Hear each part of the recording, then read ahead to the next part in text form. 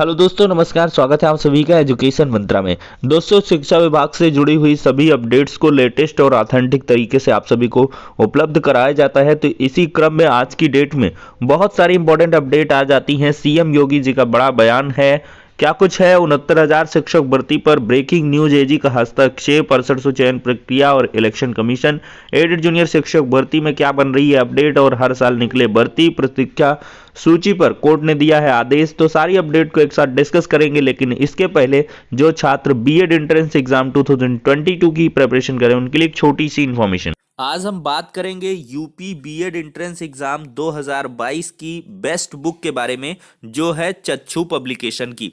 दोस्तों, अगर इस पुस्तक की हम खास बात करें तो इस पुस्तक में 3900 से अधिक बहुविकल्पीय प्रश्न व्याख्या सहित दिए गए हैं। 5 साल के previous year solved model paper हैं और साथ ही साथ 15 प्रैक्टिस सेट प्रोवाइड किए गए हैं। दोस्तों, ये पुस्तक आप सैंपल के रूप में देख सकते हैं। बहुत सारे इंपॉर्टेंट क्वेश्चन और फिर इसके बाद इनका प्रॉपर एक्सप्लेनेशन इस पुस्तक में दिया गया है। ये पुस्तक आपको ऑनलाइन और ऑफलाइन दोनों मोड में अवेलेबल है। ऑनलाइन के लिए लिंक डिस्क्रिप्शन बॉक्स में प्रोवाइड है और ऑफलाइन के लिए किसी भी नज़दीकी बुक स्टॉल पर कॉन्टैक्ट कर सकते हैं। दोस्तों, इतना ही नहीं, बीएड एंट्रेंस एग्जाम के लिए एक अलग से प्रैक्टिस वर्कबुक भी इनके द्वारा प्रोवाइड की गई है, जिसमें 2700 से अधिक महत्वपूर्ण प्रश्न हैं, 5 साल के सॉल्व्ड पेपर हैं। तो इन दोनों बुक्स के साथ आप प्रिपरेशन को बूस्ट करें और अपनी सफलता को सुनिश्चित करें। दोस्तों, देखा जाए तो यहाँ पर जो स्कूल और कॉलेजेस थे वो लगातार बंद चल रहे थे और इससे पठन पाठन बहुत बुरी तरीके से प्रभावित हो रहा था। इसके बारे में हमने कई बार आवाज़ भी उठाई कि ये जो पठन पाठन है ये गतिमान होना चाहिए। और आज के परिदृश्य में देखा जाए तो भले ही ऑनलाइन क्लासेस का तमाम तामझाम है, लेकिन उसकी ज़मीनी हकीकत कुछ और ही होती है। तो इसी क्रम में जो स्कूल और कॉलेजेस हैं उसके लिए सीएम योगी आदित्यनाथ जी ने बड़ा ऐलान कर दिया है कि 6 फरवरी के बाद से यहाँ पर जो स्कूल और कॉलेज हैं वो खोल दिए जाएंगे। आपको दिखाते हैं, यहाँ पर देख सकते हैं 6 फरवरी के बाद खुलेंगे स्कूल व कॉलेज। योगी कोरोना संकट के बीच मुख्यमंत्री योगी आदित्यनाथ ने बृहस्पतिवार को कहा कि 6 फरवरी के बाद प्रदेश में स्कूल कॉलेज खुल जाएंगे। उन्होंने कहा कि कोरोना की तीसरी लहर नियंत्रित कर ली गई है, ऐसे में अब स्कूल कॉलेज बंद रखने का कोई औचित्य नहीं है। मुख्यमंत्री ने बताया कि 17 जनवरी तक उत्तर प्रदेश में सक्रिय मरीज लाखों में थे, जो बृहस्पतिवार को 41,000 तक घसीट कर आ गए और ऐसे में अगले एक हफ्ते के अंदर स्थिति और अच्छी रही। तो गौरतलब है कि इससे पहले प्रदेश में बढ़ते संक्रमण को देखते हुए सरकार ने स्कूल और कॉलेज 6 फरवरी तक के लिए बंद कर दिए थे। तो ये एक स्थिति जो बनेगी वो और बेहतर बनेगी, 10, 15, 20 हज़ार तक आएंगे। तो इस वजह से कोरोना का जो कहर है वो खत्म हो चुका है। तो बिल्कुल स्कूल और कॉलेज खोलने चाहिए और ये फैसला जो ऐलान है सीएम योगी आदित्यनाथ जी का, ये जो है स्वागत योग्य है। अब अगली अपडेट पर बढ़ा जाए दोस्तों, तो परिणाम जारी होने के बाद ठप पड़ी है एडेड जूनियर शिक्षक भर्ती। यहाँ पर देखा जाए तो प्रदेश के सहायता प्राप्त जूनियर हाई स्कूलों में सहायक अध्यापक, प्रधानाध्यापक के परीक्षा परिणाम जारी होने के बाद से प्रक्रिया ठप पड़ी है। अभ्यर्थी भर्ती प्रक्रिया को आगे बढ़ाने को लेकर कई बार सचिव पीएनपी और शिक्षा निदेशालय पर प्रदर्शन कर चुके हैं, लेकिन इसके बाद भी भर्ती प्रक्रिया जहां की तहां अटकी है। सूबे में जूनियर हाई स्कूल में सहायक अध्यापक के लगभग 1500 और प्रधानाध्यापक के 300 पदों के लिए विज्ञापन निकला। इसके लिए अक्टूबर महीने में पीएनपी कार्यालय ने परीक्षा कराई और 15 नवंबर को परीक्षा परिणाम जारी कर दिया। परीक्षा परिणाम में सहायक अध्यापक में लगभग 45,000 और प्रधान अध्यापक में 17 अभ्यर्थियों को 1700 होगा यहाँ पर उत्तीर्ण किया गया। इसके बाद प्रक्रिया आगे नहीं बढ़ी। अभ्यर्थी ज्ञानवेंद्र सिंह का कहना है कि जब कई महीने बाद भी भर्ती प्रक्रिया आगे नहीं बढ़ी तो शिक्षा निदेशालय में अफसरों से मिले। इस पर वहां से बताया गया कि अभी परिणाम परीक्षा नियोजन पदाधिकारी कार्यालय ने भेजा नहीं है और पीएनपी में पहुंचते हैं तो टाल मटोल कर देते हैं। अब ऐसे में अभ्यर्थियों को फिर से जो का से ज्ञा तक की प्रक्रिया है वो पूर्ण करनी होगी। पीएनपी से मुलाकात करें, नए तरीके से नए सिरे से यहाँ पर जो परीक्षा परिणाम है उसको शिक्षा निदेशालय प्रयागराज भिजवाएं और साथ ही साथ ये भी कहें कि आप बताइए कि किस दिन आप डिस्पैच कर रहे हैं और उसके 2 दिन बाद पहुंच जाइए।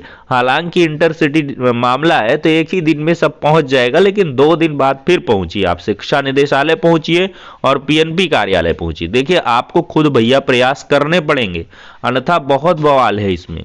अभी देखिए यहाँ पर भले ही परीक्षा परिणाम पहुंचेगा, फिर इसके बाद अधिकारी कहेंगे कि शासन स्तर से जो होगा हम करेंगे। भाई शासन स्तर से कोई गाइडलाइन आई नहीं, तो इस संबंध में क्या होगा, आपको शासन स्तर से भी मुलाकात जारी। 3 टीम आप भाई बनाइए, एक बनाइए शिक्षा निदेशालय वाली पीएनपी वाली, दूसरी आप लखनऊ, और तीसरी आप टीम ज्ञापन वाली बना लीजिए।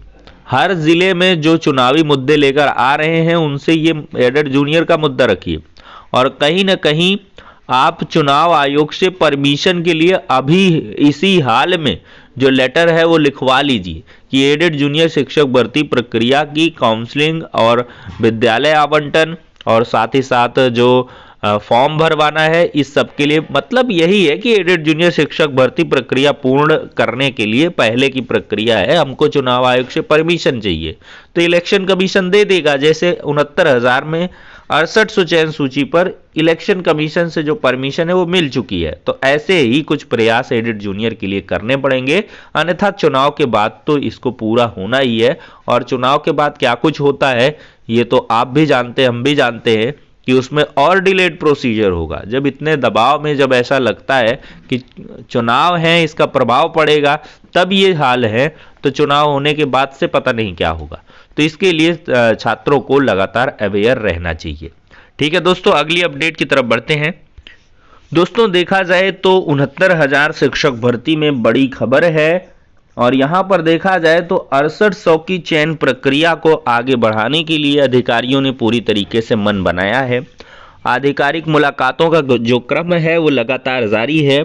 ऐसे में अधिकारियों का ये कहना है कि हम 2 से 3 दिन में जो प्रक्रिया है उसको आगे बढ़ाएंगे, और इसके लिए सचिव साहब ने पहले भी आश्वासन दिया था और धरना प्रदर्शन के लिए उनके द्वारा मना किया गया था कि हम प्रक्रिया में लगे हैं, अगर बिना वजह आप इस तरह का धरना प्रदर्शन या क्या कुछ करेंगे तो उससे हमको कार्रवाई करनी पड़ सकती है और यहाँ पर काम भी जो है बाधित हो सकता है। तो ऐसे में अभ्यर्थियों ने थोड़ा सा सब्र किया और जो परमिशन है वो ग्रांट हो चुकी है।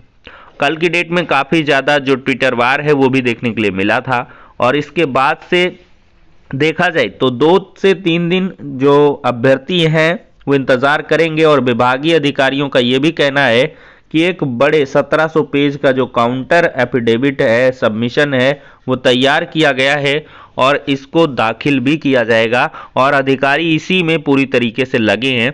क्योंकि पिछली डेट में जो सुनवाई हुई थी, एजी साहब ने जो हस्तक्षेप किया था उस पर सफलता नहीं मिली, कोर्ट ने उसको नकारा था। तो ऐसे में एजी साहब भी लगातार इस केस में अपनी नज़र गड़ाए हुए हैं, और साथ ही साथ वो भी सबमिशन में पूरी तरीके से सहभागिता सुनिश्चित करवा रहे हैं।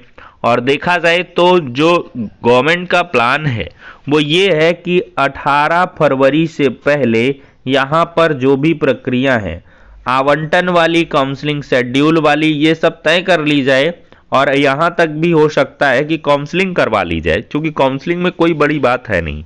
6800 की आवंटन सूची निकाल दें और 2 दिन में काउंसलिंग करा लें, फिर इसके बाद नियुक्ति पत्र नहीं दे सकते और सारी प्रोसीडिंग कर सकते हैं। लेकिन यहाँ पर 18 फरवरी की जो बहस है उसमें एजी साहब चाहते हैं कि subject to the final order हम अपॉइंटमेंट कर लें, ऐसी परमिशन हमको मिल जाए। और ऐसे में देखा जाए दोस्तों तो एक और अपडेट है, यहाँ पर देखा जाए तो division benches for criminal matter constitute हुई हैं, और राजन राय जी इसमें जो है सरोज यादव जी के साथ सुनवाई करेंगे। तो अब ये थोड़ा सा बेंच चेंज का भी मुश्किल आ गया है कोर्ट नंबर 10 में। अब देखते हैं कितने दिन कॉन्स्टिट्यूट होगी। 18 को में भी ये सिंगल बेंच का केस सुने, अन्यथा इसमें मुश्किलें देखने के लिए मिल सकती हैं। अगर राजन राय जी की जो डिवीजन बेंच है वो कॉन्स्टिट्यूट लगातार रहती है तो ऐसे में नया मैटर हो जाएगा नए जज साहिबान के लिए, तो उनको फिर से इस मैटर पर ओवरव्यू करना होगा, और इससे फिर थोड़ी सी इस प्रक्रिया में डिलेड चीज़ हो सकती है और में भी बढ़िया चीज़ भी हो जाए। जज साहब जो नए आए उनके द्वारा अगर देखा जाए कि भाई नियुक्तियां कर दीजिए, वो हम सब्जेक्ट टू फाइनल ऑर्डर देख लेते हैं, जैसा कि कई बार होता है, तो ऐसे में 6800 अभ्यर्थियों को नियुक्ति भी मिल सकती है, यानी कि नियुक्ति पत्र और ज्वाइनिंग भी उनकी हो सकती है। तो फिलहाल के लिए देखते हैं आगे क्या कुछ होने वाला है। अगला मामला है प्रतीक्षा सूची से पद नहीं भरा जा सकता। इलाहाबाद हाई कोर्ट ने कहा कि चयनित अभ्यर्थी के कार्यभार ग्रहण करते ही चयन प्रक्रिया पूरी हो जाती है। चयनित के नौकरी छोड़ देने से प्रतीक्षा सूची से पद नहीं भरा जा सकता। एक बड़ा ऑर्डर है। और इंटरव्यू की वीडियोग्राफी कराने के लिए अड़े हैं छात्र। भर्तियों में भ्रष्टाचार के मुद्दे पर यूपीएचईएससी पर साधा निशाना। हर साल असिस्टेंट प्रोफेसर और प्राचार्य भर्ती की यहां पर मांग भी की गई और सरकारी एजेंसी को मिले परीक्षा कराने की जिम्मेदारी।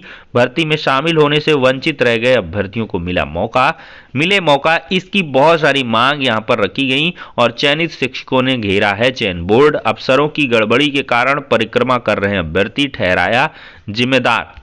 और यहां पर देखा जाए तो प्रधानाचार्य भर्ती साक्षात्कार चुनाव से पहले कठिन है। अशासकीय सहायता प्राप्त माध्यमिक विद्यालयों के लिए 8 साल पहले निकली प्रधानाचार्य भर्ती अब चुनावी प्रक्रिया के चलते फंस गई है। उत्तर प्रदेश माध्यमिक शिक्षा सेवा चयन बोर्ड ने अभ्यर्थियों के हाईकोर्ट में याचिका लगाए जाने के बाद 31 जनवरी तक साक्षात्कार पूरी करने का हलफनामा दिया था। हालांकि वह ऐसा नहीं कर सके। अब प्रदेश में हो रहे विधानसभा चुनाव के पहले भर्ती हो पाने के आसार नजर नहीं आते। वहीं पर देखा जाए तो हर साल निकालें असिस्टेंट प्रोफेसर की भर्ती।